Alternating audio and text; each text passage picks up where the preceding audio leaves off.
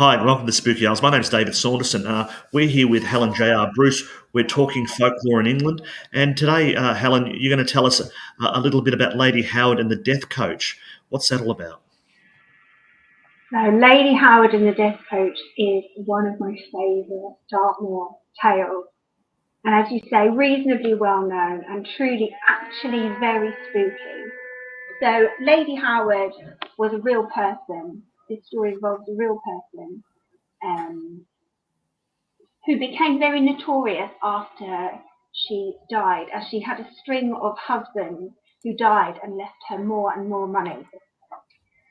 So after her death, she became this villainous figure, which she actually wasn't in life. But she became this figure, and this myth grew up that she was cursed to ride in this stagecoach with 6 black horses with black plumes, driven by a headless driver. Sometimes the horses are also headless. And she must drive from Fitz's house to Oakhampton Castle, pluck a single blade of grass, and ride back to Fitz's house. And her curse only ends when she's plucked all of the grass from the hill beneath Oakhampton Castle. Okay. You say she's a historic figure. Do we know who was she and when was she?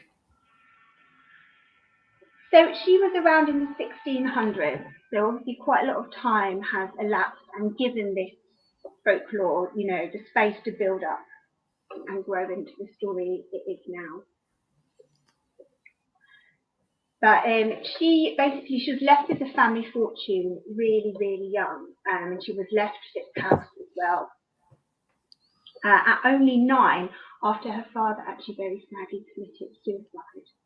So she has quite a tragic life, and King James actually intervened, and he had her married off to the Earl of Northumberland's brother, Sir Alan Percy. And again, she's still very young at this time.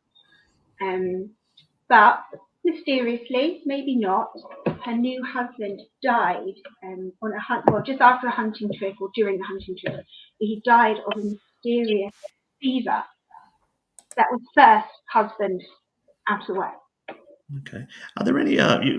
This seems like it's a sort of a popular tale, but it also feels eerily being the good word, eerily familiar with other tales of evil people that have then become demons like this. Are there any other connections? Because probably there are other stories like this. You've got a couple of recurring motifs in this tale, actually. So the idea of a so-called evil person. You've got in Dartmoor where you've got Squire Cabell, who is considered this very evil person in life, and then he's cursed to lead this sort of demonic hunt after death.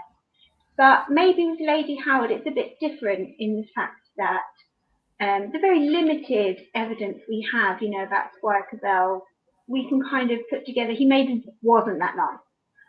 But Lady Howard was actually, during her life, she wasn't this, evil figure. I think it's just the fact that people were very uncomfortable at the time with a woman who was very independent, had a lot of money, had her own fortune. And the fact that she had these husbands keep dying didn't help.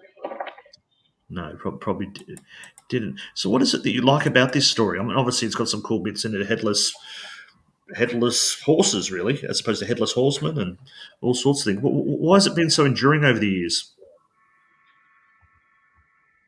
I think one of the juiciest parts of it is, in one version of the story, not only is it a black coach, but it's a coach made of all of the bones of her dead husband. Okay, that gets a bit crueler, doesn't it? Seriously spooky.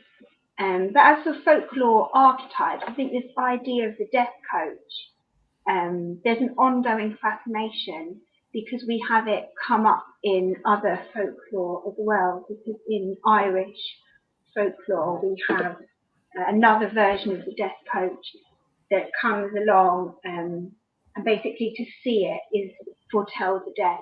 Yeah. And there's this amazing sort of folk belief that if you hear the death coach coming, all of the toll roads, all of the gates, you just throw everything open, and you throw yourself to the ground, you avert your eyes so that the death coach passes through and it doesn't stop for you or anyone you know. Yeah.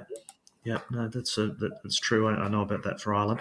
Are there other cultures that have things like this? Because we obviously know the death coach is an Irish thing. Is it anywhere else?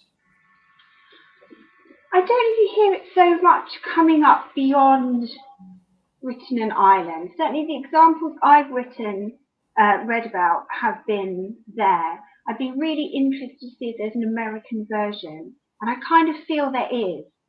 Yeah, There must be something similar. I know we have the Headless Horseman, yeah, so it's not a big step to imagine that we must have some, certainly, ghostly coaches occur really widely, but whether they're actually specifically a death coach that will stop and sort of lure you in and take you is slightly different. okay. Well, anyway, thank you for that, Helen. We'll be making sure that if we do see the death coach, we'll divert our eyes and try Don't not look. to get too much of its attention. And so, till next time, we'll talk again. See you Wonderful. later. See you later. Bye bye.